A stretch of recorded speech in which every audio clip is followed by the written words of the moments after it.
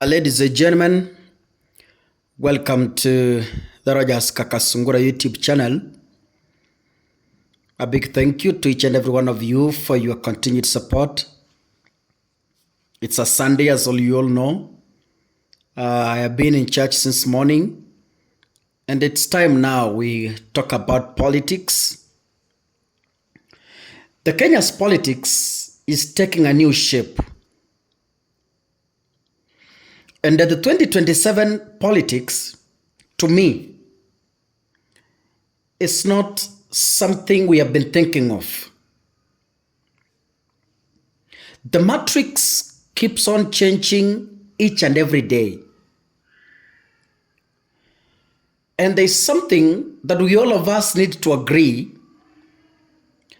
And this is my advice to any candidate who is aspiring to become the president, a governor, member of parliament, or any other elective seat within the Republic of Kenya. There's some things you need to put in place, or there's something that you need to agree to, which are mandatory and you cannot avoid. Just like William Ruto, when you look at how the 2022 campaigns and below were being done, is becoming so different on how one can run a campaign in 2024 onwards. Things have really changed. This is why William Ruto is a man in trouble. This is why William Ruto is a man under siege.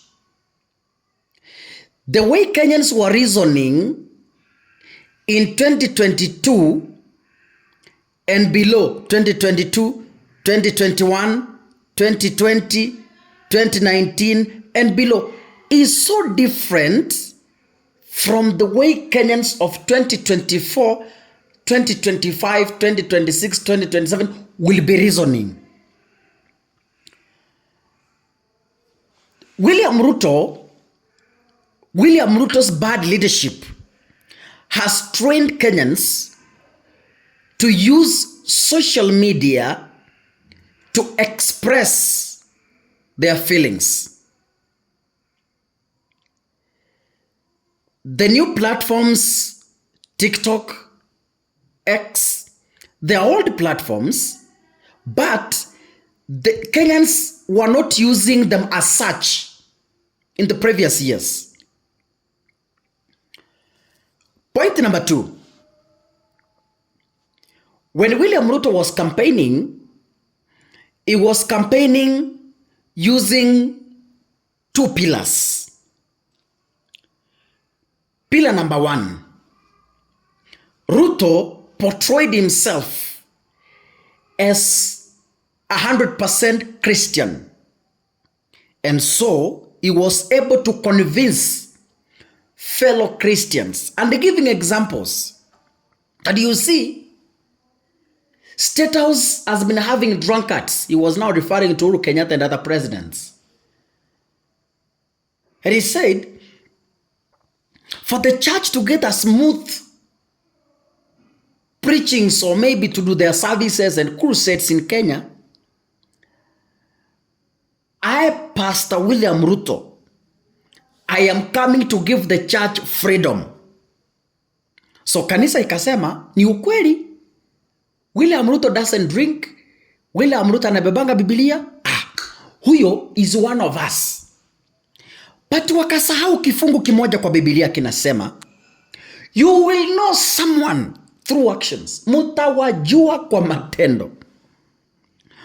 Watakuja waliovalia ngozi ya kondoo, lakini ndani ni mbwa mwitu. So William Ruto alikuja akiwa amevalia ngozi ya kondoo.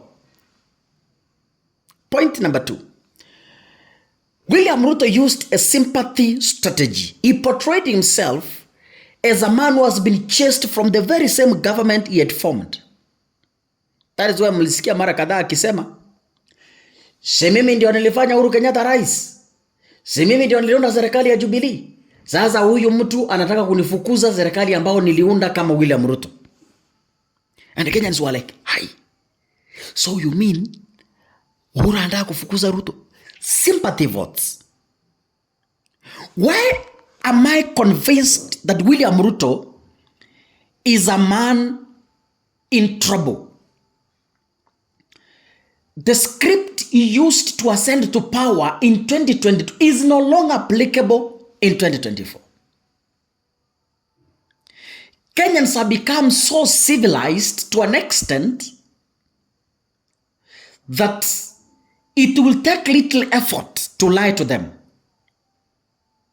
Little effort or more effort. It will take more effort for one to lie to Kenyans. Yani you need to put more effort to lie to Kenyans because their people have been civilized. Kenyans have undergone some kind of political environment that has made them so bright in politics. Ladies and gentlemen, I don't see William Ruto transforming much into a new political dispensation. I don't see him transiting as such. Because when you look at how he's running his activities in government, it entirely tells you he's a man who has run out of scripts. Lies are no longer working on his side. He thought he will come to government, lie to Kenyans until 2027, lie to them again, and they re-elect him. Kenyans are no longer taking in lies. If you lie to them, the internet is there. They go back to history and they tell you, hapo ndugu, you are telling us lies. Because utatenga leo in November, utenge, ukuwe recorded clip ibaki kwa Facebook. Wakenya waandike chini, okay, William Ruto alitenga November. Ukikuja next year November, that is 1 year down the line. Bado clip yako yenye ulitenga last year iko online. Utaendelea kutenga kweli? Definitely no. Kenyans will tell you ndugu, ulitenga last year na hii mwaka unataka kutenga? You are enough. So William Ruto is really a man in trouble. He's a stressed man. And I can tell you without fear of contradiction, mambo ya William Ruto hapa mbele kama rais wa taifa la Kenya ni magumu. Ruto is under siege. Kila upande unasema you lied to us, it's enough, it's time to sort ourselves. Kanisa limesema ulitudanganya, bas, it's time to sort ourselves and clean the mess. Gen Z walishaamua. Mulima munasikia umeamua.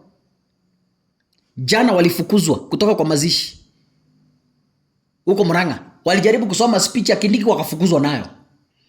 Wakajaribu kusoma speech ya Ruto wakafukuzwa nayo. That is where Kenya is headed to. Kama Ruto anafikiria uongo utamsaidia 2027, hapo Kenya ishatoka. Kenya has already graduated from that.